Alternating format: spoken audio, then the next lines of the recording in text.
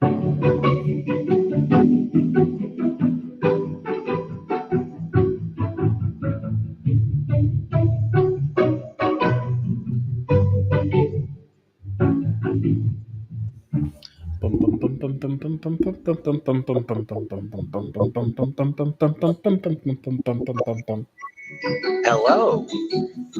it's Mumamo. It's your weekly program dedicated to all things mutants and masterminds. Can you hear me, nerds? I mean, not the nerds with me on the program. I mean the nerds in chat. I can hear you. Good. Master Who says, we can hear you. Raven Segment says, blast air horn with loudspeaker in front of it at full volume. Maybe that will wake up Troy. Not even that. Nate says, here I am, rock you like a hurricane, baby. Yes, indeed. It is I, Disembodied Troy. And I'm here to say we're opening the Disaster Forge. What is the Disaster Forge? Well, it's an idea brought to you by one. Well, it's an extrapolation of an idea that started with one Claude Dardar, dear friend of the program, a nifty pal, super duper dude, a GM. Here, that guy is curly and insane. He is that guy, to be sure. Now, you hear this other guy back here in the background, don't you? Where are you at, buddy? Where you at? Where you at? There you are. Hey. Hi, everybody. Your name is Alex Thomas. It mostly is, yeah. Mostly. Am I missing something? Or are we talking nicknames or? Who knows? I don't know. I'm just here. You know what? I'm just here too. Stand back. There's a hurricane coming through, says King Snarf. Raymond, I'm glad that you can hear. Very, very much so. Hey, friends, as you're piling in, as you see people pile in, just, throughout the program, feel free to remind folks to like and share and to send a link to someone they love. Because, listen, if you love them, we might like them. Right? Don't you think, Alex? Yeah, I think so. Yeah, Stan says it mostly is. Yeah, it is. It mostly is Alex. There we go. Stan is our good buddy. Stan has got a prolific broadcast schedule going on. And I think folks should check that out. I mean, he's a good friend of ours, and we like to toot our friends' horns every now and again. With consent, yes. Yes, well, indeed. Always with consent. Steve's not here. I'm allowed to be a little unhinged. Yeah, that is true. Well, that's true. Steve's away. He's on an away mission. He is. He is off saving the universe again. I am real quick, of course, as I often do. Why is my computer running so slow? I close my 50,000 browser windows, and those are my emotional support tabs. I know. I can't even believe, I shudder to think, I should say, that how many great ideas, half-baked projects, and the like have been, basically lost to time. And the fact that I panic before the show. But anyway, yeah. So we will get a link, and we will throw a link out to everybody so they can see Stanix and stuff. So today, the Disaster Forge, the whole point of this is Claude wanted to see us do some collaboration, some collaborative stuff with Steve on an away mission. It's you and me, friend. And, I think you and I together, we can handle this chat. Yeah, I think so. I mean, sure. Yeah, I mean, what could go wrong? They're just player characters and game masters, the most unruly and dangerous specimens in the nerdosphere. That's right. Exactly. They're just the super nerd, super fan nerd.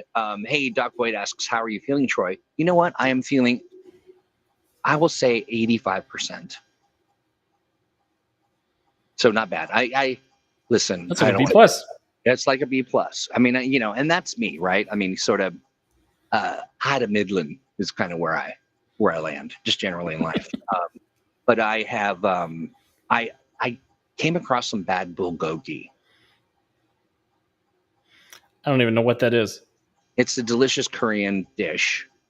Sort of, you can have different, flavors of beef, or meat rather, different flavors of beef, all the rainbows of beef. And then in addition, I had bibimbap, which is a kind of a bowl of yummy stuff with some hot pepper paste, and it's yummy. It's really, it's my favorite food of all time. Second only to Popeyes. And it just wasn't something about it wasn't quite right. My body said, nope, no, not today, sir, and not tomorrow, Not this day. and not the day after. So, but I am feeling better. Thank you for asking. And I'm looking forward to that. A good, probably 87% is really kind of where I run, generally speaking. What do you think, Alex? Do you have like 100%? You're like, I'm 100%. Or I don't think I've been at 100% in 12 years. Oh yeah, right, yeah, same. You definitely don't let my misfortune, my bulgogi misfortune, warn you away from delicious food. It's simply, Korean food is just so good. I love it. Recruit anime horse girls with attitude and have them form a Power Rangers, Sentai, or magical girl hero group with a certain Bakushin as the leader. Well, so here's the thing. That sounds like some kind of a disaster. We're going with actual disasters. And so, pulling up my notes here, Alex, we're not going to avail ourselves of, sort of the standard issue polls and all that stuff. We're just going to go. We're going to go in, I was going to say, I'm not going to say it. We're going to go in without tools. We're just going to go in fresh. We're doing it live. Raw, even. Well, there's Claude. Yeah, Claude. Hey, thank you, my friend, for coming up with this idea. And raw, that's what I was thinking, indeed. But Claude, you get a real life hero point. No, I think, Claude, you might have been the recipient of a few of these, which I'm hoping you used well, or maybe you're banking them, which is really frowned upon, honestly. Right, Alex? Banking your hero yeah, point? I don't like banking them. I think you should spend them because they let you do cool stuff. That's right. But I don't know what happens in the real world when you stack them. And, hopefully it involves me becoming a millionaire if you have, if it should cross your mind at the time. But thank you, sir, for the suggestion, the Disaster Forge. So, to be fair, I have given out a trophy once for having the most hero points at the end of a game, but that was the lack of participation trophy. Oh, no, that's sort of the shame trophy. So let me see this question that I have. Okay, so we're talking about disasters. Let's talk about the cause. Disasters have a root. What happened? What's going on? It could be natural. It could be magical. It could be what else? Yeah, it could be scientific, caused by man. Yeah. It could be an accident. Could be existential. Could be from space. Space disasters scare the hell out of me because there's not really anything we can do about them. Well, here's a question: do you find cosmic as space, or like that? That kind of trippy cosmic kind of whoa, I'm tripping out, dudes. Kind of. I think there's both. Okay, gotcha. Would you call them both cosmic? No, I'd call one eldritch horror, probably. Okay, got you. Sure. Cosmic I would reserve for things like rogue black holes, which are a thing that exist, and we wouldn't know if one blew through our solar system. Or one's just right outside the solar system looking like a hungry. Yeah, no, I don't like that. I don't like this either, where horseplay and pony play collide. Now that's a disaster. That's certainly a cause and an effect. Regarding disasters, maybe there's a cat apocalypse where touching a cat turns you into a cat. I think cats would like that. Is that a disaster, or is it a... It's a disaster for humanity. We'd all be cats so fast. Me also, ow. Let's see here. So, okay, honestly, I don't know why. I've learned a thing or two, and that is, do not read before you absorb the content. That's a little tip for any of you who like the live stream. Let's see. Yeah, I think we should leave it up to chat whatever we want the catalyst to be. Well, We should put up a couple options. I think so. So yeah, let's talk about we talked about technological, we talked about magical, we talked about natural, disastery, kind of like, it's the weather of some kind or some kind of tectonic something. We talked about cosmic, and then we talked about eldritch. Now, I think we can also accept other, what's a zombie apocalypse?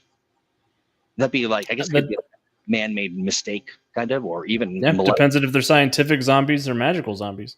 That reminds me. So there's a mistake, like I'm a guy who accidentally flipped the wrong switch, or I didn't pay attention to the gauge. Hey, Jay Gray, good to see you, friend. I'm Will Smith. I tried to cure cancer and I made zombies.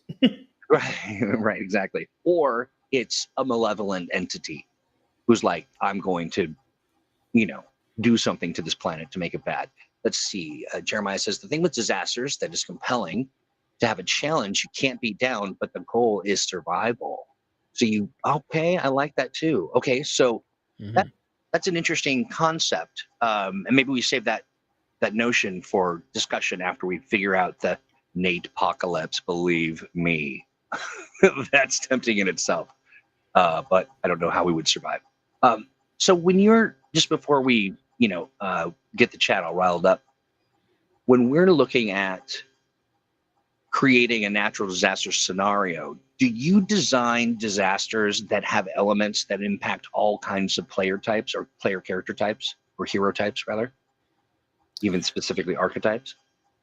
Well, it depends. If I am designing a disaster specifically for my player characters, yes, I want them to be able to do cool and interesting things with their abilities to help fight the disaster. If I'm designing something for mutants and masterminds generally, I tried to be as broad as possible with the options for bringing your skills and your powers to bear against the thing. Well, now I'm thinking the opposite. I mean, something about the disaster that is challenging for someone who flies, or challenging for someone who is in a mech suit, or like those kinds of considerations. Is that ever like like a menu of like, if your players do this, then here's an element of this disaster that'll stymie them. Yeah, that's when I'm designing something specific for a group. Yeah, I tend to think, what are my characters good at? What are things that will be a problem for them, and what are things that they can bring to be exciting about it? I often find as a game master, it's not my job to provide answers so much as it is to provide interesting challenges. And also like tools, right? Like let people use their, whatever as they wish. Let me see here. I love that. Okay, so chat, pick your poison. Think of the nature of a not the actual disaster itself. Like, it's a flood, but like, let's talk about like the source. Is it a natural disaster? Is it a technological disaster? Is it started by someone with an axe to grind? Weatherman. And he's like, I will mist all over this parade. Or is it, some malevolent scientist who's like, you're all going to turn into cats. Meow. And then there we go. Or is it something from space, like a meteor? Dinosaur apocalypse. Ooh, dino-apocalypse.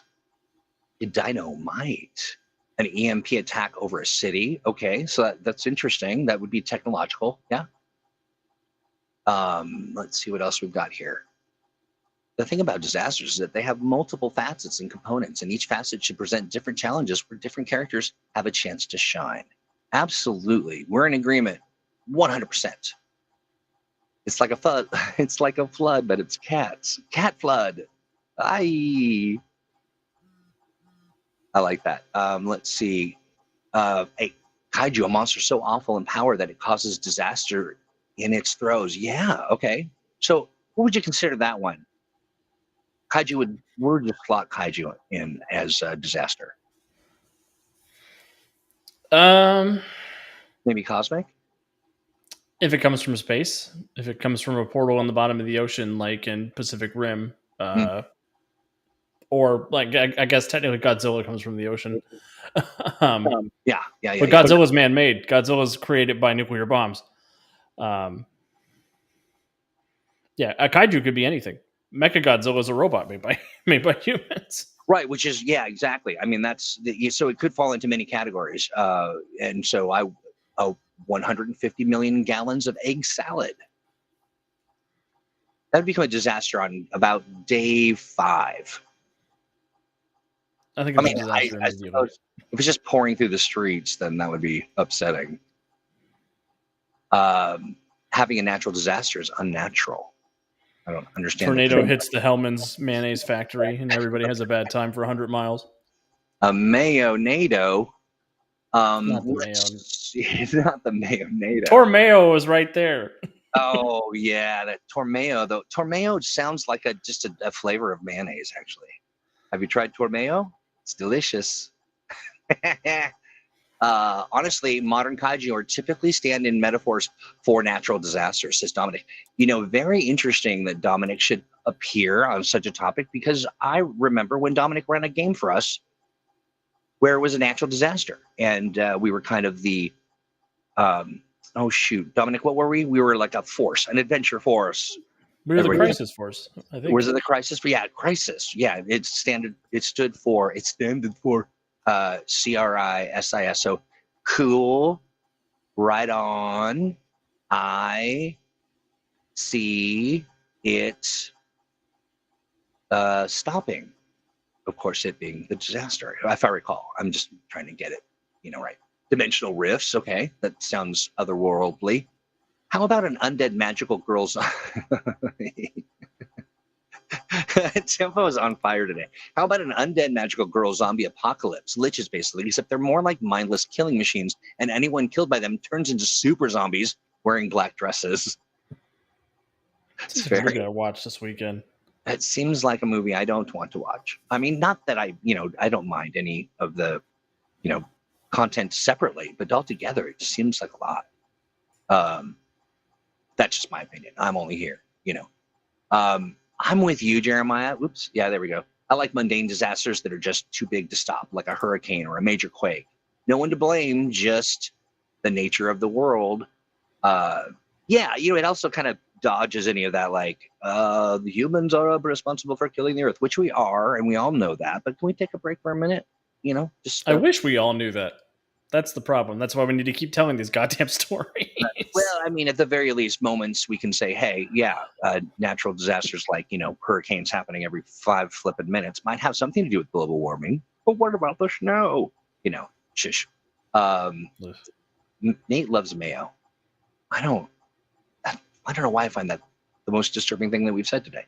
Gamera is really neat. Gamera? It's made of turtle meat. Oh, yeah. A little poem.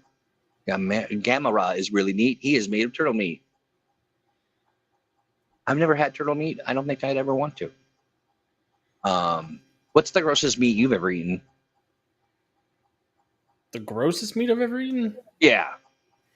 Or the most outlandish?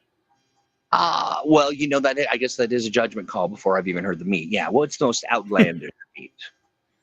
It's probably alligator. I'm not very brave. Oh, I had alligator too. That's about as weird as it gets for me. Yeah. I didn't care for it. No, it's all right. I didn't hate it, but it did sort of just feel like, a little less work, a little less danger. Just have some chicken. Yeah. But then again, anything goes well with gravy. So, who can say? The grossest meat was some guy in college, but we shouldn't talk about him in public. Ay. Garumba. Voodoo-infected meat juices raise an army of zombies in gravy consequences. Jeez, I didn't read it first. Gravy consequences. The voodoo-infected meat. Okay, if you're looking for ones to blame, have a meltdown at a reactor used to power AI server farms. Now, okay. All right, it's time to make a call, friends. And I'm going to flash some of the ideas on the screen. And if you like the idea, chat, put a 1. If you don't like it, put a 0.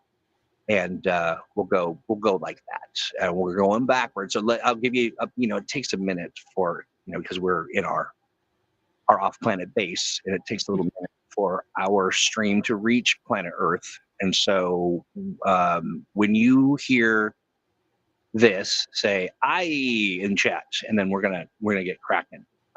Maybe I'll give you just a couple seconds to throw out your ideas. Just throw out ideas, and then we will continue. Alex, you have got stuff going on this week. I'm just killing some time while we wait for the. I keep forgetting that Troy, Alex, and Steve aren't that hip to MS3. I love MST through K. I do. I'm not that hip to it, but It's very funny. I would enjoy it, I think. Disaster. I mean, it could be a disaster. But okay, so Alex, but while we're chilling for just a moment, what do you have cooking? Something anybody need to know? Any updates you want to share real quick before we? I've gotten some sketches of art for the Scottish book, so that's exciting. The Scottish book. Nice. That's great. Do you like them? Yeah, so far I'm excited about them. Oh, is that the one that I saw that was pretty sassy? Yeah. Yeah, I like that a lot. It was good stuff. What else? Guardians of Haven still going on Wednesdays, so if people want to come hang out with the Cosmic Heroes, and I've got cooking up their revolution on Farside City. That's an exciting time. Ooh, I love that. Yeah, they played their first death game and they all survived at the end. But that was a training wheels death game to see if they could figure it out. I love it. I'm checking with a certain Monfrere Mangold on whether or not we can show that. I would say probably not, because it's the sketch phase. Oh, but we love that. Sketch phase is great. Yeah, it's great. It's like, it also gives you, like, as if you're a fan of the milieu, you like to kind of see it in its early phase, and then as it develops, and then boom, you see the finished product. I think it elevates your appreciation for the art form. Unless he says no, and then everything I just said was null and void. But we'll work on that. Okay, here we go. We see it now. Okay, so I'm going to go through here, and what's Witchetty Grubs? I don't know what that is. Witchetty Grubs are what Timon and Pumbaa were eating in Lion King. They're kind of big old bugs. I see. Let's see. Large monsters, city-scale disasters are, in my opinion, critiques of the system of power and how they interact with society and nature. I do agree with you, Jay Gray, in many cases. And sometimes it's just a big monster. All right. So we'll start with this right here. If you're looking for ones to blame, have a meltdown at a reactor used to power AI server farms. I like that idea. What do you think? I also like that idea. Yeah, I think there's a lot of fun there. Yeah, a lot of fun to be had. I could see a resistant AI, somehow calling for help, and it could be an AI who does it. It could be anti-AI rebels who do it. Yeah, I like it. Let's see. It could be a supervillain you don't really want to stop because they have a good point. Professor Purge talks about monstrous monster girls. Monstrous magical girls running amok and ushering in mass destruction. It'd be fun if we combine those two ideas, and the giant anime girls are AI generated. Yeah. Okay, interesting. All right, so I'm going to let you cook on this as we flip through here, friends. And if you like a particular idea, rather than just putting a 1 in there, just write the thing you like. There it is. This is what it was. It wasn't what I said. It was catastrophe response and international situation intervention squadron. That was fun. An old live stream, which we should find link so everyone can watch it again. It was really good. Let's see. This is a disaster that I don't want to touch. Nate and his mayo. Righty. Heroes whose powers cannot directly address a disaster should have civilians to protect, evacuate, or be. Yes, agree, Professor Purge. Absolutely. And remind us that as we kind of get into the nuts and bolts of things. Da-da-da-da. I am kind of a fan of, let's see, going through the list. We did talk about an undead magical girl zombie apocalypse. We've got a kaiju from space caused by the reckless use of technology and sending signals into space without abandon. Yeah, I love that idea. With reckless abandon, probably a lot of abandon. We're just like, here you go, have signals and junk.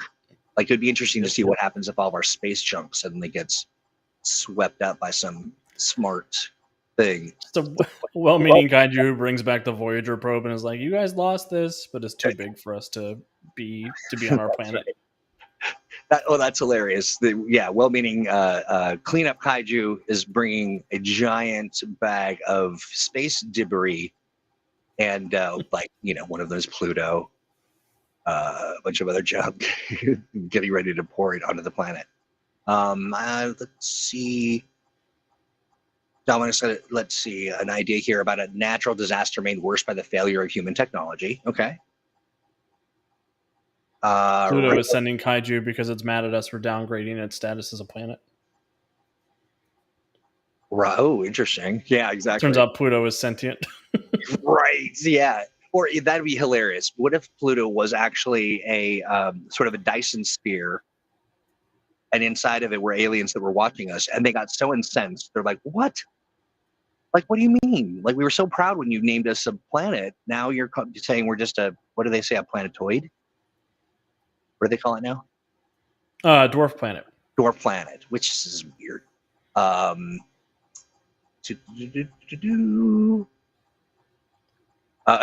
Claude wanting, equality for all. He suggests a woman-made disaster. Yeah. Devious Goofy is sentient. Pluto is not, and the fact that Mickey keeps him as a pet is fucked up. Well, now, is Pluto not sentient? He's sentient. He's just not. He's nonverbal, I guess. Nonverbal. Yeah, I mean, well, I guess it's the. Yeah, I mean, do you think that pets are sentient? I think pets are sentient. I don't know that they're sapient. Okay, sapient. Gotcha. Warden Maximus talking about a harrowing space tale that I'll let you read with your mind. Yes. Terra King, make earthquakes reason. Okay, there's a Terra King, yeah? Is that a villain? There is a Terra King. Yeah. A villain? Yeah. Jim would like a villain. For a high concept disaster, what if a fundamental metaphysical concept goes out of whack? Okay, I like that idea. Like, just one fundamental rule changes, like gravity, or yeah, I've done that disaster before. I took away the letter M for a campaign once, and any of their powers that started with M didn't work anymore. Oh, that's funny. What happened when they tried to say M? I just edited it out of my own speech, and they quickly followed suit. Okay, you have to explain. You edited it out of your own speech, like you. Yeah, so they got attacked by a group of angry demons, but they were Deans instead of demons because there's no M in the middle. Or it's Agic instead of magic. Or is that a live stream that you did? No, it was something I did at Shoot, I just want to see the moment when they realize that their M powers don't work. That's funny. It was really bad for the magnet person and the magic person and the mentalist. Yeah. That's awesome. I love it. Yes, it was Utens and Asterines. Utens and Asterines. I like that. Wordmaster says, I really like the AI Meltdown anime girls. Did we do that? Did we have an AI Meltdown? Oh, we shot the little. Yeah, we combined the reactor meltdown with the anime girls were 3D printed as a reaction from whatever knocked the reactor out. So the idea that there's an actual Pandora's box, that it was opened, or Ark of the Covenant, or some kind of supernatural. Would you call that supernatural? Yeah, I mean, it's mythological. Yeah, it's supernatural. Awesome. I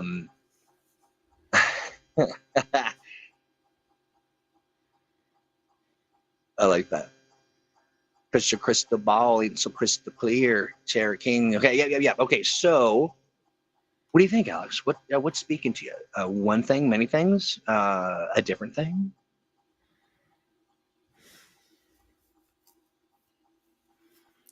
I don't know. I think either the cleanup kaiju or the AI reactor meltdown.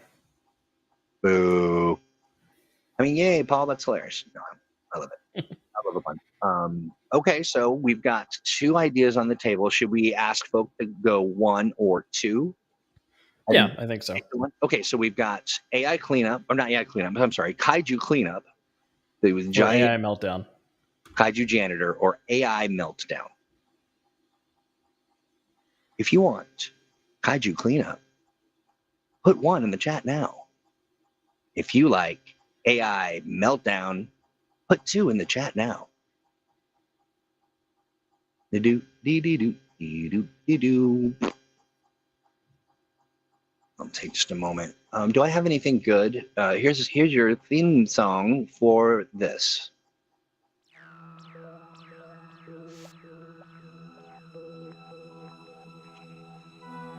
You choose to accept it.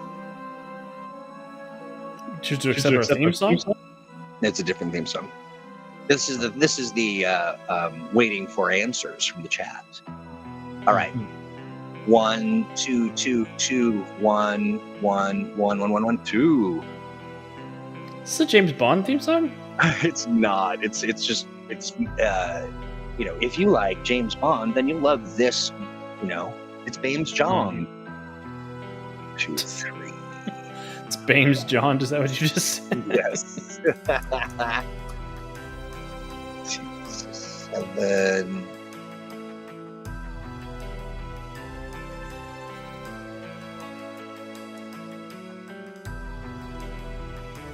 All right, so far as my count goes, can't decide. You got to decide, Doc. You better hurry before time runs out. Tick tock, tick tock. I know, Jeremiah. You're kind of the double header today. Darn, I got 2. Got it. Yes, that's right. Not yet, though. We're not quite done yet. Ramon Stevon. I don't know what you're talking about, Stan. I'm no musicologist. Okay, we got a 1. We got a 2. Have you been keeping track of the votes, or have you just been saying them out loud?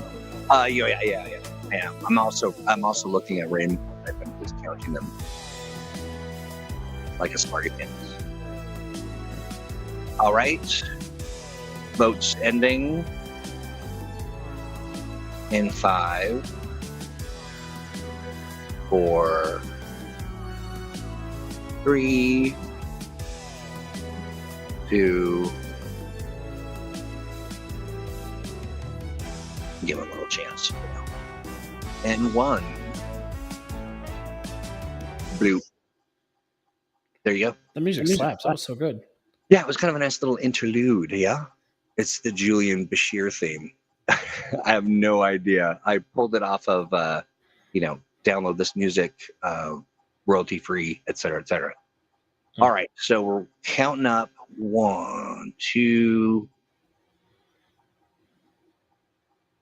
Oh. Uh-oh. Is there a tie? Well, no. It's, the one's got it.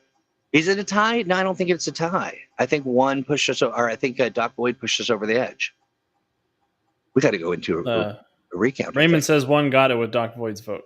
Yeah, that's what. But we've got people like, is it a tie? Is it a tie? I do not believe so. 2, 3, 4, 5, 6, 7. Then 1, 2, 3, 4, 5, 6, 7. It's a neck and neck. It is a tie. It is a tie. Alex, you cut this baby in half. I don't want to cut the baby in half. Well, I mean, which mom wants the baby more? Top half, bottom half. It's 7 and 7. That is correct. Wow. All right. Well, I'm going to do this in the way God intended. I'm going to roll a dice. Ooh, I like it. I like it. Now, walk us through your methodology. 1 through 3 is number 1. 4, 5, and 6 is number 2. I see you using both hands to roll the die. Is that? That's just to get it warmed up. I see. I see. I rolled a 3, so it's going to be number 1. Number 1 it is. That was our cleanup, right? Cleanup on aisle space. Clean up on aisle space. Yeah. Okay, I like it. This is Kaiju cleanup, Kaiju space cleanup. Now, let's get into it. What's going on here? And how do we find out about it? And are we trying to communicate with it? Is it hurtling towards Earth and we think it's malevolent? Well, our first understanding that something goes wrong is when we lose contact with one of our deep space probes. Ah, yeah, sending back some grainy pictures. Oh yeah, you definitely need that. And then you lead into the always disaster movie plot of NASA or some scientific organization trying to trying to warn everybody what's coming. Yeah. Or also maybe there is maybe there's something that's happened in other sort of spaces in space, planetary kind of zones, and aliens are trying to come and warn us, or or maybe an escape pod because this cleanup kaiju scooped up their base. So this thing must be massive, huh? Oh yeah, it's got to be big enough that at least big enough that it can handle a satellite like a hacky sack. Well, what's interesting about space stuff is that does it have to be big or just thin? Just thin? Is that what you said? Yeah, like a big net, a net creature, or some kind of very, maybe it's got maybe it's sort of like how think of frogs, or even what are those pelicans that have the big kind of gullet and they kind of fill it, or chipmunks even, Space pieces. Thank you. That's I don't expect you to understand, Stan. It's technical. It's space stuff, and you are an artist, not a space person, not a space guy. So a giant space chipmunk that puts things in its cheeks. Right. Yeah. And then the idea is it puts it in its cheeks, and then it comes and spits it out onto your planet, like a big flying squirrel, maybe with the kind of the between the webbing arms, little arm flaps is what they call them in the biz. Oh, is that what they call them in the biz? What do you think? Is that a little silly? Is it you want to see something more like Well, I think the nature of this is it is silly because it's something coming back to be like, hey, you dropped this, or hey, I'm the janitor and you guys keep making a mess, and they've sent me to investigate what's going on. That's right. I've been cleaning up your mess all over the universe. Maybe reports from aliens on Earth that the humans are polluting their atmosphere with space debris, and that's just not something we accept as a class 4 civilization. Well, how about this? What if? Okay, just to hear me out. Bear with me, chat. What if it isn't collecting actual space debris, but the radio broadcasts and everything? Because it's just like, I'm sick of hearing you screaming. And it's one of our neighbors, and it's coming to tap on the wall with its broom. Right, exactly.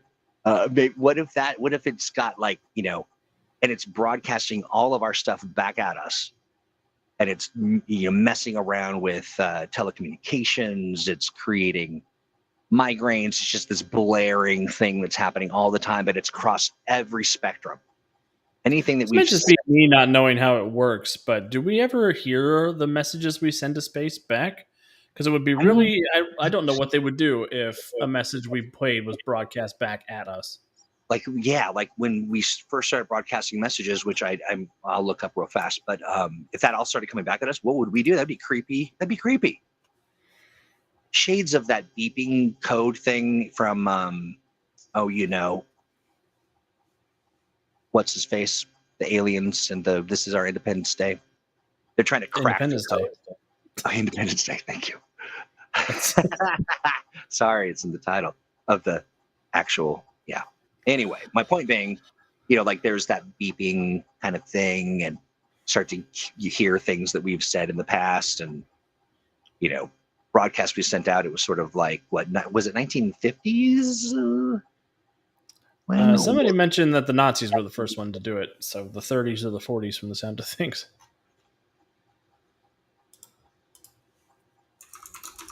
Yeah. So actually, okay, radio signals. Okay, very interesting. So the first broadcast from space occurred in 1958. Signal Communications Orbit Relay Equipment, or SCORE. Satellite transmitted a message from the U.S. from U.S. President Dwight D. Eisenhower. So what is this about Nazis? I mean, honestly, I'd be fine if one aspect of my life, from real to play, had no Nazis in it for once. Yeah, somebody in chat said it was Nazis first, so I'm glad it wasn't, apparently. Well, unless Google is censoring that information because that's the world we live in now. Right. Who knows? Jeez. I didn't even think about that. Also, just give me the actual links to crap. I do not need an AI rundown. Messages sent into space and what we've heard back.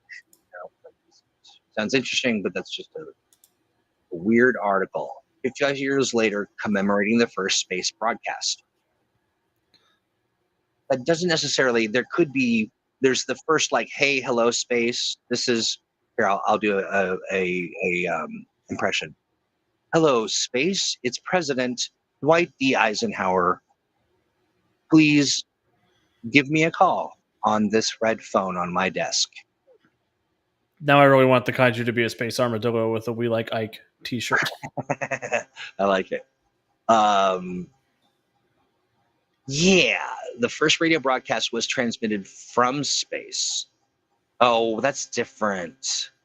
So this is, yeah. So there are. I'm not paying attention to chat as per the usual.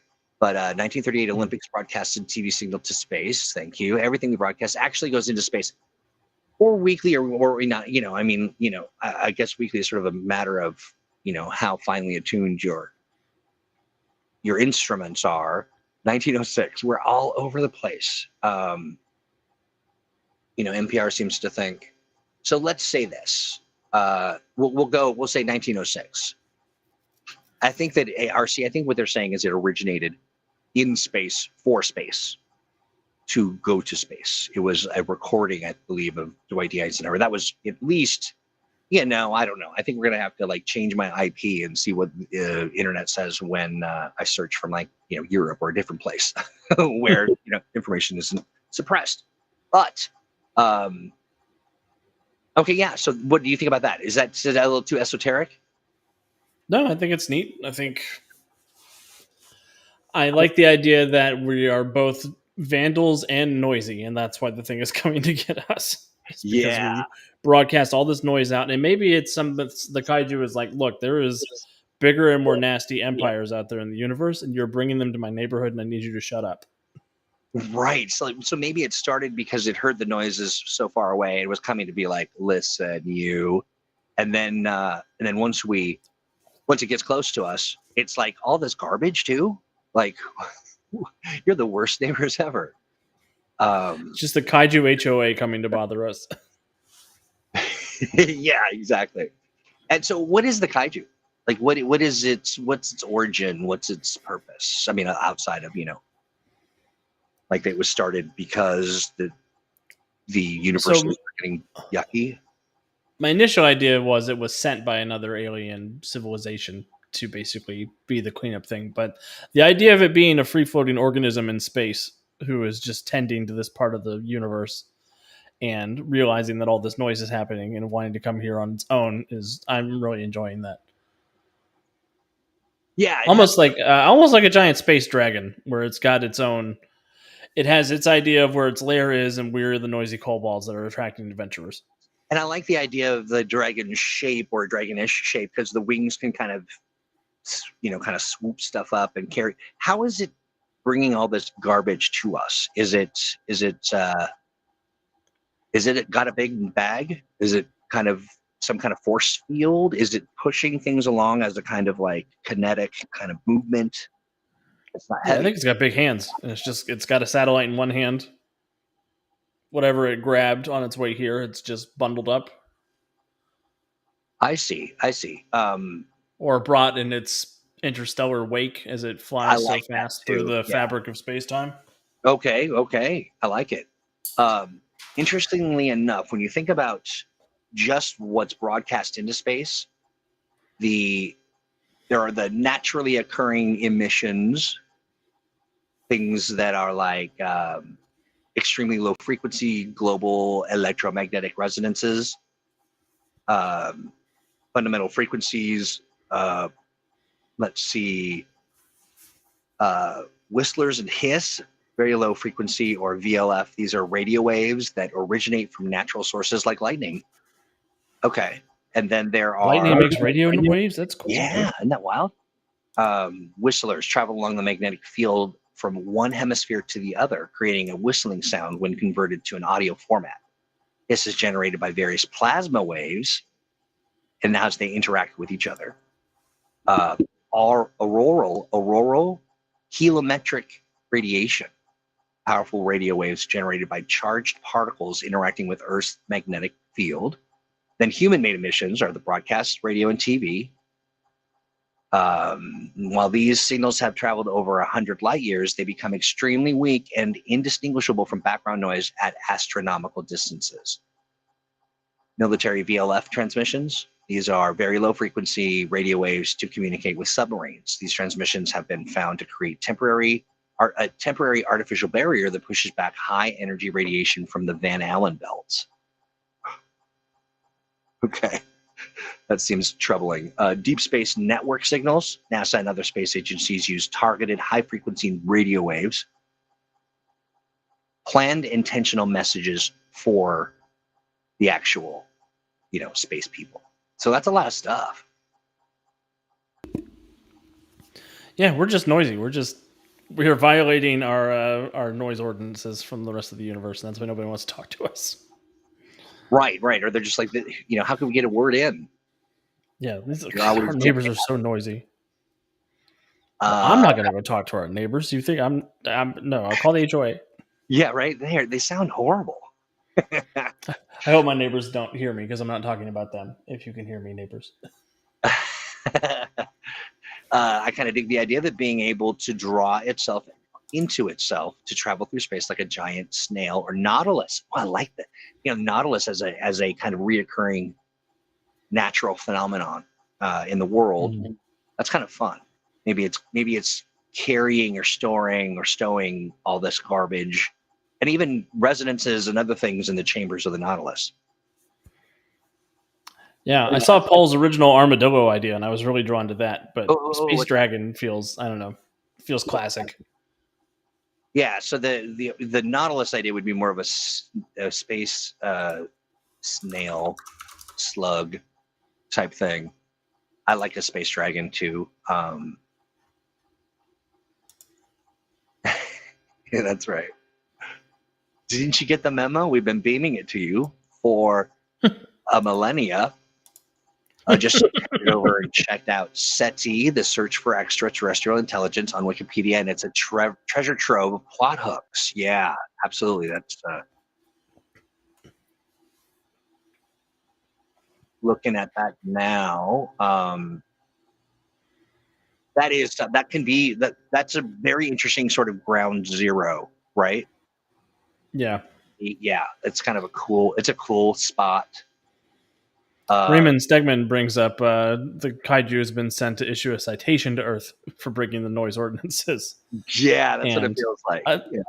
I love that idea because the kaiju's coming and it doesn't realize how much damage it's going to do to us because it's so big and it's such a gravitational anomaly in our solar system.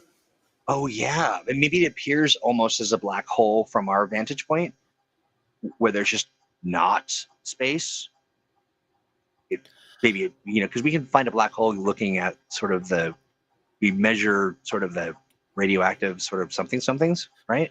Yeah. But if a black hole that size got close to Earth, it wouldn't be a disaster movie. We'd just be dead.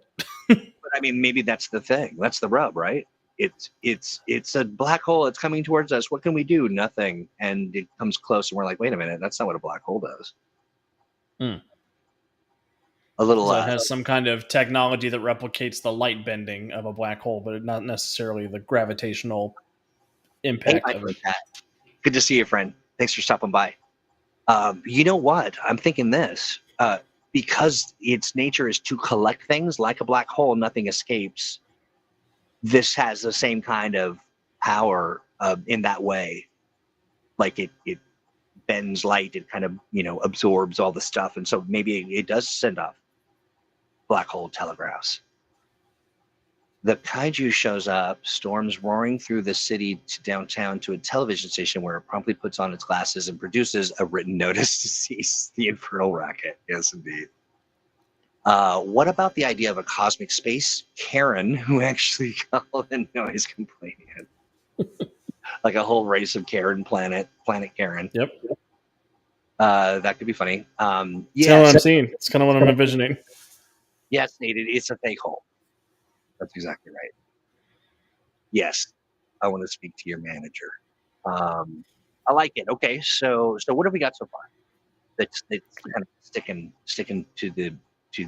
We have a space Karen dragon come forth to give us a warning about how noisy we are and how much we're polluting the neighborhood. Mm-hmm. It is a dragon. And, I think so. Although the giant hermit crab of debris is a really cool idea too. Oh, that is. I didn't see that one. That's a great idea. That was another poll idea. That's sort of Nautilus-esque in shape, but the shell is formed of debris, which is. I like that. Yeah. Okay, that's awesome. Yeah, this is kind of it, right? Raymond had brought up the kaiju is with intergalactic authorities and sent to issue a citation to Earth for breaking multiple stellar noise and junk. Noise and junk. Noise and junk. How about Big Nate from all the different universes? Okay, listen. There's only so much disaster I can process in my little pea brain, and of every Nate from every multiverse. I mean, no. That they would. The Council of Nates. Yeah, the Council of Nates. I don't want space crabs. My brother got those once, and he should not have. No, my goodness. Why do I read them first? Why do I read them aloud first? What is wrong with me?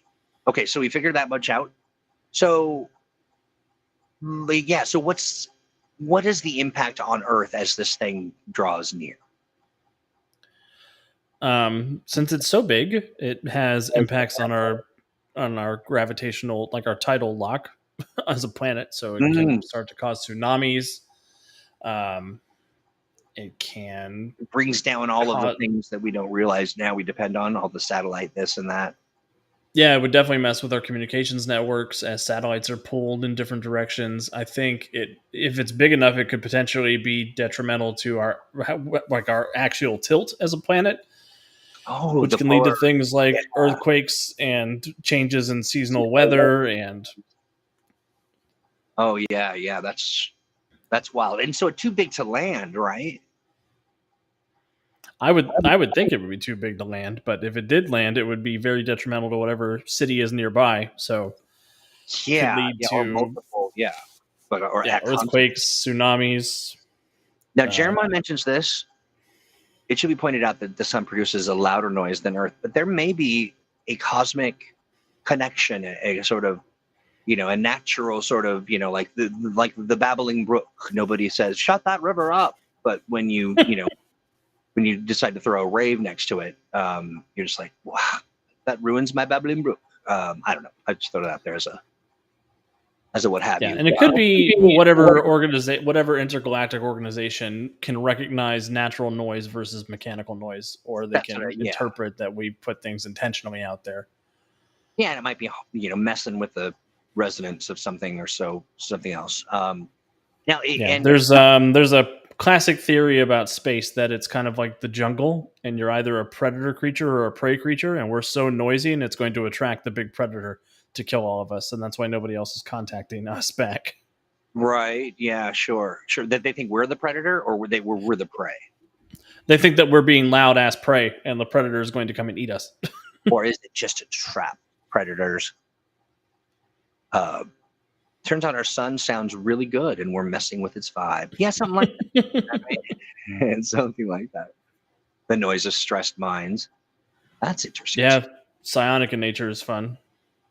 That is very interesting. Yeah. That could also be maybe there's It's a wellness officer come to check on us. Like, hey, humans, you guys are starting to sound a little sad and depressed and anxious and stuff. Yeah. Is everything cool? Your adult's home. Here's an interesting idea. The noise of distressed minds, but what if it's these psionicists, the sort of psychic powered folk that get the early warning first? They start to wig out. Yeah, if it's a psionic thing in nature, I think it wouldn't be as big a problem for the people of Earth Prime, but Farside City would be having a real bad time. There's a lot of psychics on Farside City. Yeah, I wonder too if there isn't such a, like, maybe it tries to communicate with firm, you cannot avoid this message, and until I understand that you understand it, then you will hear it, and maybe it's communicating across all bands. Yeah, I would think so. I would think molecularly, emotionally, pheromonally, flatulently. Yeah. We were cooking, Troy. I don't know what happened. It smells like danger. It smells like Teen Spirit. It smells like Teen Spirit, yeah. What if it's the sound of distressed mimes? Mimes. Huh, like they're all stuck in boxes or something? Good news is I don't think there's a sound for a distressed mime. That's so it's just mime. You have a fart soundboard, Troy? No, that was natural. I mean, I made the noise, not with. Yeah. It wasn't flatulent. Jeremiah, in Earth Prime, it is widely accepted that aliens exist. Their Star Island in Freedom City was a colony for alien refugees that all got moved to Starhaven. Psychic message to all orbiting. Yeah, blink twice if you need help from beyond your star. Yeah, exactly. Okay, I like this. Yes, that's exactly right. Leave it to chat to torture me. That's right, Paul. We are the only planet that has ZZ Top. Oh, that's true. ZZ Top. We're responsible for 100% of the universe in ZZ Top. What was the tipping point? We are responsible for 100% of the ZZ Top. What do you think the tipping point was? What was the sound? What did they hear? They were like, this is it. We've absolutely had it. I can handle all these, whatever, but this crossed the line. Well, I think the aliens that are watching the Earth sitcom are like, oh no, Earth's run out of story ideas and they're recycling plots and antagonists from the last decade. Right. We should go help them.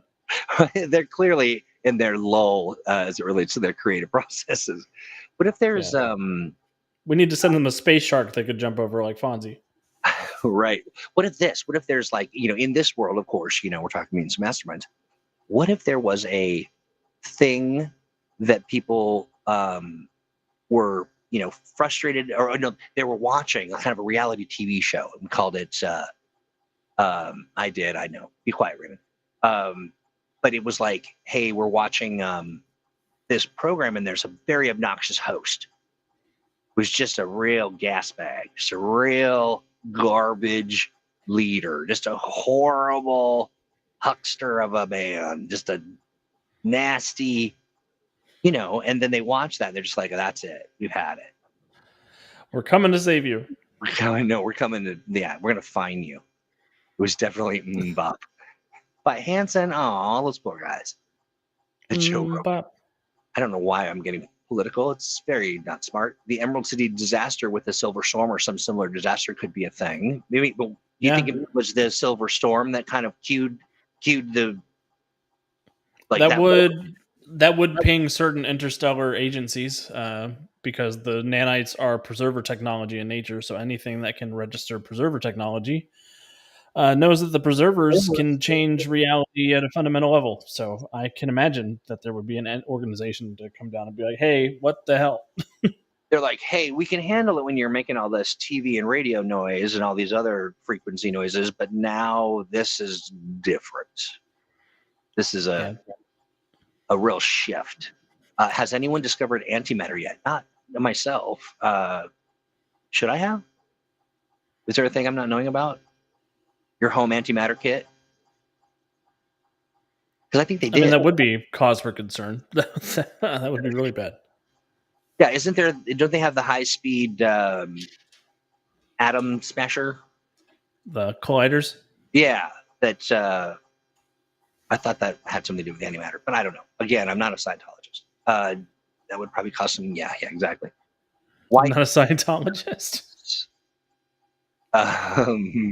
Why Earth and not us? Why Earth and not us? Gene, help me with that question. Why Earth? Because we not are the U.S. Why Earth and not just the U.S.? Why Earth and not just the U.S.? Yeah, because I mean, I think it is Earth. Really, it's not just about the U.S. They may not even make the distinction. It's just like all you are responsible for this. Every last. They came back with. They were like, "We found that dog you shot into space, Russia. That was messed up." Yeah. Yeah, exactly. Or that could be. Cosmo didn't deserve that. When they could be reacting to a plot line that they're just like, what? Oh, believe me, there was a collider for sure. High speed atom smashing. We sent our agent to monitor the situation, but we haven't heard from him. Where is David Bowie? Now you're talking. This appeals to Alex. I'm only guessing because every single one of his adventures stars a somebody from a celebrity from stage or song or something, right? Not every adventure, but there's quite a few. It comes up. Hey, I like this. JJ says, just made up my 4th edition PCs for son and myself. Just need to play a game. You have to keep us apprised. That's awesome. It's 4:07. It's 7 minutes after the hour. We did start a little late. That was Devious's fault. And I want to check in with Alex. That is 100% true. No lie. I would never. But Alex, okay. How are you doing on time? Do you got some things to cook in? Are you all right for a minute? Oh, no, I got to run. Yeah. You do. I figured as much, which is why I was checking in. We've got some stuff. And we've got some thinking to do. So maybe we let this kind of roll around in your big noggin, and then we bring it back for some discussion in a couple weeks. Let it marinate, percolate. You let it percolate. Maybe we'll share something over the Atomic Think Tank. I like it. I like it a lot. Is it something you think we could maybe commit rather than sort of letting it sort of percolate for a long, long time, which would be lovely, and what would come out would be beautifully baked. Is it something that we can throw out half baked like next week? Oh, yeah. I don't see why not. Okay. Famous last words. Before you go, I'm going to ask you, hey, what's going on in your world that you want to share? Anything folks should be paying attention to or should know? I will not have my office hours tonight. I've got to go deal with a family emergency. Okay. But I will be back tomorrow for City of Destiny and Wednesday for Guardians of Haven. And the Titan City Serials podcast is chugging forward to its first season finale. So keep an eye on that. When does that happen? I think in 4 weeks. Nice. Hey, so this isn't quite the end of the show. We've got What's in the Tank coming. I thought, yeah, we do. Yeah, we have What's in the Tank coming. But I also want to say this. Listen, there's a code. I'm going to drop it in chat. Oh, yeah. The code will get you one of 3 free PDFs of Danger Zones. Highway 2. Don't drop any links. No links, friends. Don't drop any links. Apply this code, and you will be on your way. Will you be the first? Who can say? Will I, if all 3 vanish suddenly and quickly, will I add another 2? Maybe. Who knows? Is it meant to be this is disaster or this is a disaster? This is disaster. Okay. It's sort of like, a presentation. This is disaster. Danger zones, of course, being a collection of zones that we've got all kinds of things, right? I believe that there's a diner. There's theater, there's warehouse, there's library. Yeah, there's Museum of Science, historical monument. You be quiet, Desmond. How very dare you? This is Poor Grammar is not the code. That's the code to get you an extra special gift. Desmond's really good people, though. I like Desmond a lot. I do. But, I got to give them the biz. I give the biz to the people I love. Otherwise, I just ignore you. Okay, Davies is concurring with the Australian. Oh, yes, which is, yes, of course. We do hope everything is okay. Yeah, everything will be okay. I just have to transplant myself and go watch a couple of animals while somebody goes to the hospital. You are a good, a friend in need is a friend indeed, and you are very helpful and supportive of your friends, and I appreciate that about you. And because of that, I'm going to let you go. And thanks for hanging out and playing. I love doing this stuff. It's really we always have a good time. And we're going to move into what's in the tank. Well, have a good night, everybody. Yes, you as well. And we will talk again very soon. Next week, we'll get something up about this. This is disaster, and go from there. Thank you, friend. Bye. Bye. And now, because I'm late, I don't have an October calendar for you, but I do have a good friend by the name of Devious with a little segment we like to call What's in the Tank? Hey, pal. What? What's in the tank? Yes, it's you. Hi, friend. You're here to share what's in the tank. I am indeed, sir. How are you today? I'm doing well. I think I was at like 80%. I'm kind of feeling 85%. Okay. I thought you were up to 87. Did you dip back down? No, I generally, my 87 is sort of where I hover. Just generally. There's like maybe a 2% offset at any given moment. Depending. Yeah, but the 1%, 2% is pretty dramatic.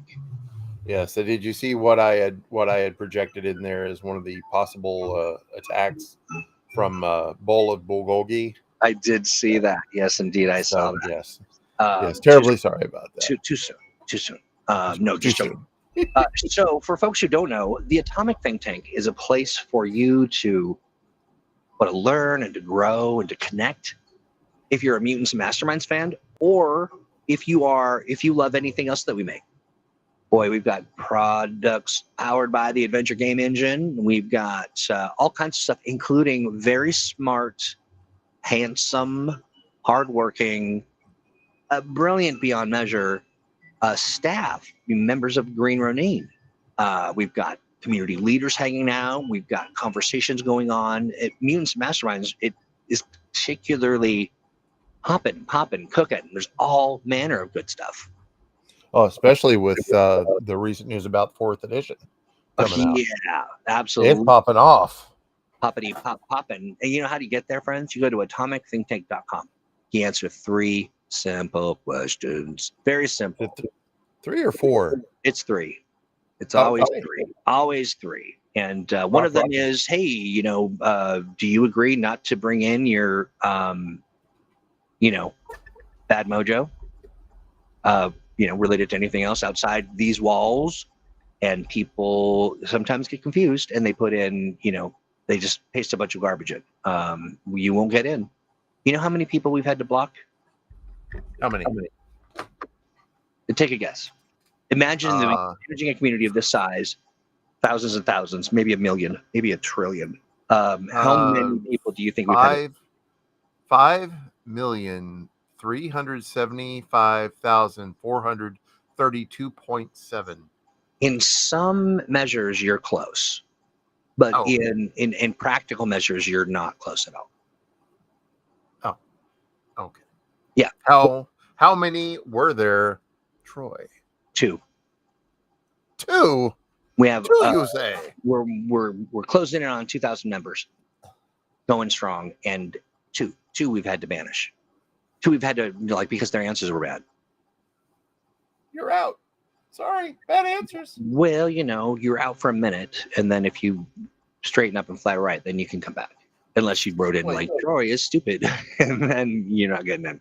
I don't know. I mean, maybe I'll let you in, depending on how I'm feeling. It's okay that I'll wear it on a T-shirt like I do, right? Though. Yeah. Oh, I mean, sure. I've seen this. I've seen the store, the digital storefront, troyisstupid.com. It's available on Etsy. No, it's not. It's not on Etsy. Can you cracks me up. As pirated by Temu. Yes. Temu, when you don't care enough to send the very mediocre. That's right. Hold on real quick. Tempo asks, Thursdays was canceled last week. Were there any technical issues? Yeah. Or something. Big or something. I had food poisoning, friend. Thursday was the very first day the onslaught began. And the onslaught. The revenge of Bulgogi. Yeah, Bulgogi struck again. But I'm better now, and you'll see it this Thursday, come heck or high water. Or Bulgogi. Or I'm just really taking it real chill. I'm doing a lot of ice cubes and oatmeal or chicken. I did oatmeal. Yes, very helpful. Very kind of bracing, sort of bounding, if you will. And I have eaten a little bit of cheese. I gotcha. Yeah, but enough of this. What's in the tank, buddy? Oh, I thought you'd never ask. We have. We're back. First of all, we have, of course, Big Nate's Golden Gravy Goblet Tournament of Champions. Excuse me, sir. Yes. Sir, we're flipped. Oh no, sir. I rectify that. We are flipped. I need to figure out how to flip. Do me a favor and read this in a mirror over your shoulder. I think that'll fix it. Oh dear.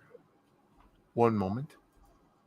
You gotta give it a flippy do. Also, what product do I use? This is it is you're looking for the danger zones, friends. Have I fixed it? JJ, honestly, without any, yes, you have, JJ, without getting too much into it. Grits count too, and I love a savory grit. Grits with cheese, my favorite. Gotta love them savory grits. But the Golden Gravy Goblet Tournament of Champions is live. You need to get in there. There are 10 total participants: Arcana, Ghost Fox, Sure Shot, Striker, Steel, Paladin, Base, Dubrovka, Bubblegum Girl, the Hive, and the Dishonored. Get in there. It's nothing but the write-ups for the characters. There's no art. There's no names tied to these because we want to completely disassociate it from a popularity contest or something where you think, oh, I like the art. I haven't really read it, but I'll vote for that. That was accidental. I am so sorry. No, quite all right. But remember, voting ends midnight, the 12th of October. And the 12th, that is coming up this Sunday, just so everybody knows. So get in there, click. The link is right there in the What's in the Tank. Get in there, click, make your vote. We appreciate it. Take a read, see what you like, and we'll be able to find out who wins. This fun project brought to you by our very own non sequitur Nate, who put it all together. We've been managing all this stuff. So get in there. Give Nate... or the council of Nates will come, and that'll be something else. Just get in there and check it out. Horrible. Yeah, make your. But also shout out to Paul Rua for also helping Big Nate get out the word and everything. Nice. Yes. What we have in the new in the Freedom City Library, crafting dynamic check challenges for mutants and masterminds. I wrote one a long time ago, but I've kind of gussied it up for the disaster discussion because it goes into check challenges or skill challenges. And how to create dynamic ones and different structures that they have. Also, there's the second part of my complications and hero points guide that I did as well. And of course, we have the 3GTOC to 3G to C, which is the Golden Gravy Goblet. The Gravy Cup. Yeah, I love it. That's right. In the Aegis files, Chris Davies has been taken a well-deserved break. He, Yeah. being the machine that he is, needs to go up on the blocks and have his fluids changed. Someone change the oil on that guy. He, like I said, has taken it down. He's slowed down a little bit, but we appreciate you, Chris, so much. You've done such great work and just brought it to bear. And wow, just fantastic. He's got Baba Yaga in there, and he's also got one of the featured stat blocks of the week, and Don Viernes, kind of a techno gadget kid. Basically, there's a little write up on him. Matt Mabray, always bringing it. Freedom Legion, Knave of Hearts. He's going down the rabbit hole with a little Alice in Wonderland flavor. The second featured stat block is by none other than Jack Kellum of Gods and Game Masters fame. The character Bright Moon, Ayn Rhiannon O'Mccain, is a pansexual, polyamorous, pagan, progressive daughter, that's a lot of P's, of a conservative immigrant Irish Catholic couple who live in Jackson, Mississippi. Potent. When she refused to hide her light in any sense and fight evil, alongside Dr. Botany, Clay Stray, and others as a member of the Jackson Tigers. There's a Dr. Botany. That was like German Der Botany or something. But Arakor Vorak has Lipiture in there as well. And Chris Davies has got the entire town of Grandview, Idaho there. Grandview, Idaho. It's a thing. Yeah. Events, of course, we have Mumemo today. I'm getting ready to have to take that part out because I didn't know Alex was not doing this thing tonight, but that's fine. He's got to do what he's got to do. And I wish him and his family well, and the pet that he's babysitting as well. Yeah. Yep. Tuesday, though, we're still on like Donkey Kong for City of Destiny. That's where Alex plays Crucible. It's a great show to check out of the Untold Stories project. Links in there for it. Guardians of Haven Season 2 is going to be on this upcoming Wednesday. I forgot to update the episode number. Darn it. But all that link information is good there. He is coming out with another Titan City Serials this upcoming Thursday. That'll be in there. And of course, in between here, you're going to have to use your imagination and think Thursday is in here. I don't put it in here because it's not using masterminds, but it's there. And afterwards, it's Office Hours with Troy. Woo! Absolutely. This is it's really absolutely. Troy, I'm getting ready to give you. But you deserve it. That's nice. So. That's great. Sort of sounds like something clowns would do. Oh, there you go. Nice. Okay. Well, I know you don't toot your own horn, so I decided to toot it for you. That's true. That's right. And but this is just a great hangout to come out and hang out and talk with people, get to meet people in the tank, get to, Paul Rua is in there, Bernard Cana shows up, David Bollock, you, me. Just a great way to meet people. We'll have people dip in from time to time, introduce themselves, and we get to know them. Yeah, love hanging out with them. Yeah, they're looking. Absolutely. Yeah, they want. They're engaging in collaborative efforts. Maybe you're starting a live stream. Maybe you're like, hey Hewitt, you forgot to do it, and then you bring it to this meeting, and then we do it together. It could be anything really, and then it ends up sort of evolving into all kinds of great fun stuff. Do stop by. Everyone is welcome. And sometimes people just want to pop in and listen. And you can do that too. I'm not saying I won't say hello, because I will. But you don't have to, genuflect or do any kind of presentation. Though I have been thinking lately that maybe during one of these office hours that we do a community talent show. Oh dear.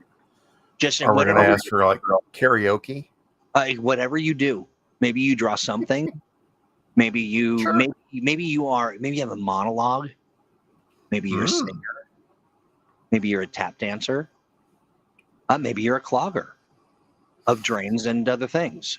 Maybe you or unclogger for that matter. Or an unclogger, or maybe you've got some kind of magic trick, close-up magic you can do with the camera. You name it. I don't know. I'm thinking about it. We'll see. If you like the idea, let me know. Maybe we'll do that. But I do think, I think everyone comes into this plane of existence with some talent of some kind. And exactly.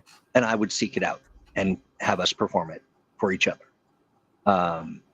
Yeah. So anyway, that's what that is. And how to get there, friends? Go to atomicthinktank.com and you will see events. And you click on events, and you will see much like the shape of this right here that says "Get Tanked with Troy." This is the cheeky way of saying my office hours. You will you'll be there in a Zoom meeting. You just click on a link, and then abracadabra.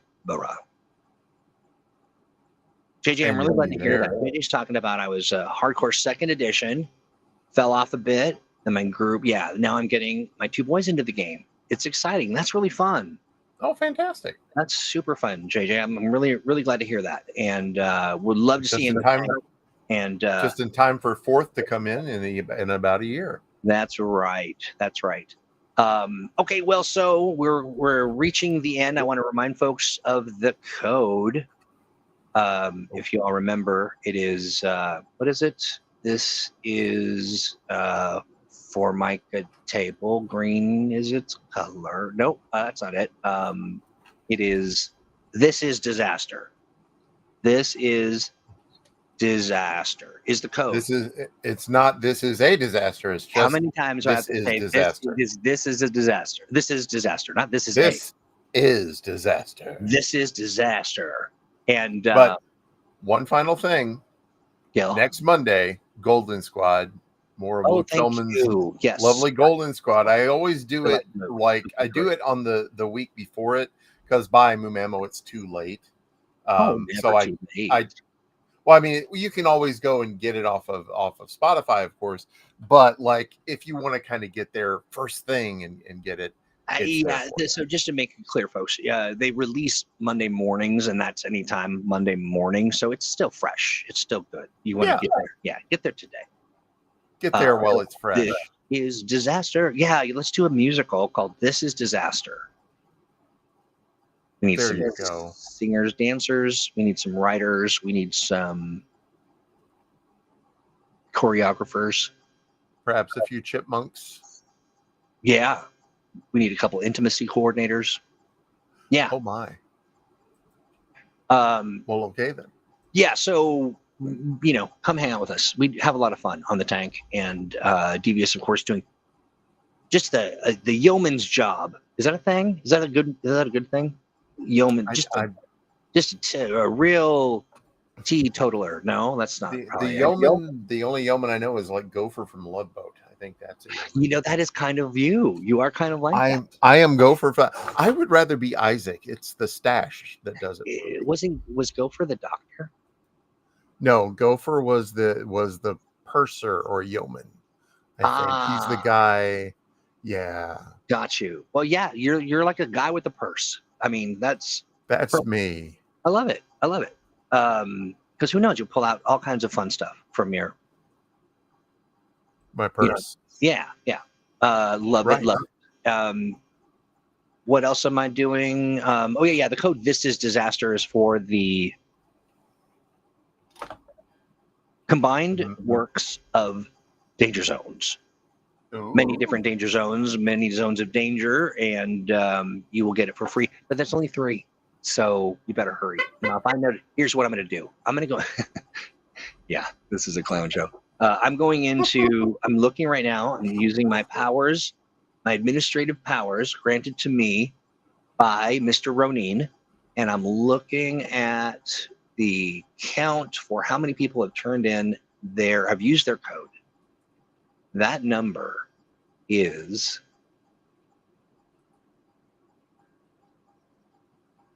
drum roll, please. Need about 5 minutes of drum roll, because where is my tab? There we go. They're all used. They're all used. Well, so listen, I'm going to add, just for fun, just because everybody's great and have been so wonderful. Thank you, chat, for hanging out with us during the show and having such phenomenal ideas. As per the usual, big shout out to Jeremiah, I think that the thing is, Devious, we attract these big brained people who then come and, or the contents of their brain into our kind of content pool, which I really enjoy. And we do appreciate it. So why not? Let's give 2 more. What do you think? What the hey? What Let's the do hey? it. What the hey? That's what I say. What the hey? So 2 more. If you're listening to this, you may have a chance to pick up your own copy for free of Danger Zones. It's a very good book. It's one of my favorite little resources that we've got cooking. And who knows? You might just get your own copy. When they're done, they're done. When they're gone, they're gone. Added and saved. 2 more left. So with that, I think we've reached the zenith. Is it that time, Troy? It is that time. We pretty much have done it. Is there anything that we have left undone? I don't believe we have. I think we've nailed it, sir. Hey, JJ, do me a favor. Reach out to me on the tank, atomicthinktank.com, and I'm going to give you a code for something special. So don't worry about missing out on this as a welcome back gift from me to you, from all of us here at Moo Mammo to you. And of course, I being Troy. No case, no worries. No, this is disaster for Danger Zones, but it doesn't work for some reason. It should work. Don't worry about case. There should be no conflict with the case. But Tempo, if you're unable to make that work, let me know. All you're a treasure and a delight. And JJ, I know that we're on a little bit of a delay just because he just has a potty mouth, and I like to be able to use the dumper. Know that reach out to me, atomicthinktank.com, and I'll give you a what I like to call the bulgogi surprise. No, I won't. It'll be it won't be that, I promise. Well, okay, I think that we've really gone and done it, and We have. Yeah, we better quit while we're ahead. With that, I suppose we do a little thing. We play our favorite song, which is "Whimsically Wonderful," is what it's called. If you didn't know, and we say, Devious, thank you so much for all the information, and to the rest of you, bye bye. Bye-bye.